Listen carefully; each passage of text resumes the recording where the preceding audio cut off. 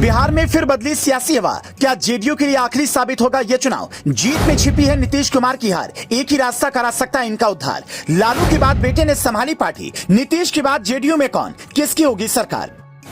बिहार में राजनीतिक हवा एक बार फिर से बदल रही है। अमित शाह ने एक पासा भी फेंका है और महागठबंधन में गहरी दरार पड़ गई। जीतन राम मांझी के बेटे ने इस्तीफा दिया। बात चलने लगी कि भविष्य में कुछ बड़ा होने वाला है। वैसे भी नीतीश कुमार इतनी बार पाला बदल चुके हैं कि अब हर बार लगता है कुछ भी हो सकता है। ये सब तो वो हैं जो सामने दिख रहा है। कुछ राजनीतिक जानकार मानते हैं कि अंदर कुछ और ही खिचड़ी पक रही है, क्योंकि महागठबंधन इस बार का चुनाव जीते या हारे, लेकिन जेडीयू का बोरिया बिस्तर बंधना तय लगता है। इसके पीछे तीन बड़े कारण हैं।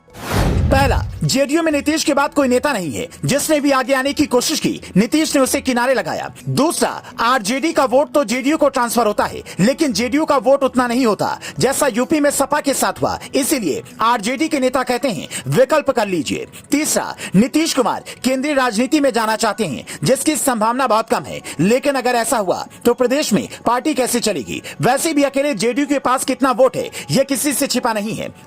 अब सवाल यह है कि जीतन राम मांझी के जाने से महागठबंधन को कितना नुकसान होगा और बीजेपी को कितना फायदा। तो मांझी के पास ज्यादा वोट बैंक नहीं है, लेकिन मुसहर समाज कई सीटों पर मिलकर निर्णायक भूमिका में आ सकता है। जीतन राम मांझी अपने 43 साल के राजनीतिक करियर में इससे पहले 8 बार पाला बदल चुके हैं, लेकिन 23 जून को होने वाली विपक्षी दलों की बैठक से पहले उनका यूं आंखें दिखाना जो इशारा कर रहा है वो नीतीश के लिए अच्छे नहीं है। क्योंकि एक वक्त में नीतीश कुमार के लिए मांझी जसमैन हुआ करते थे, इसीलिए उन्हें नीतीश बाबू ने सीएम भी बनाया था। लेकिन फिर सब बदल गया। मांझी ने सीएम पद नहीं छोड़ा और बाद में अपनी पार्टी बनाई। अब बेटा महागठबंधन की सरकार में शामिल था, लेकिन फिर ऐसा क्या हो गया कि उसने इस्तीफा दे दिया और बात पाला बदलने तक आ गई। क्या जीतन राम मांझी हवा का रुख समझ चुके हैं या फिर बात कुछ और है? क्योंकि मांझी ये जानते हैं कि अकेले वो कोई सफर तय नहीं कर पाएंगे।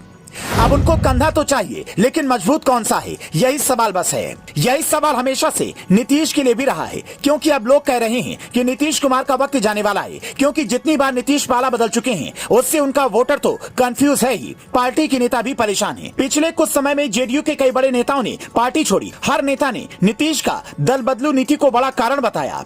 आरजेडी के छोटे नेता भी कई बार कहते रहते हैं कि कहां चक्कर में पड़े हो, पार्टी में विलय कर लीजिए। वैसे भी नीतीश ने दूसरी टियर की कोई लीडरशिप तैयार नहीं की है। उनके बेटे भी राजनीति से दूर रहते हैं। दूसरी तरफ आरजेडी है, जहां लालू यादव के बाद अब कमान तेजस्वी के हाथ में है, और बीजेपी की तो बात ही क्या करनी, वो तो नेशनल पार्टी है। तो नीतीश के पास क्या रास्ता बचता है? आप हमें कॉमेंट करके अपनी राय बता सकते हैं।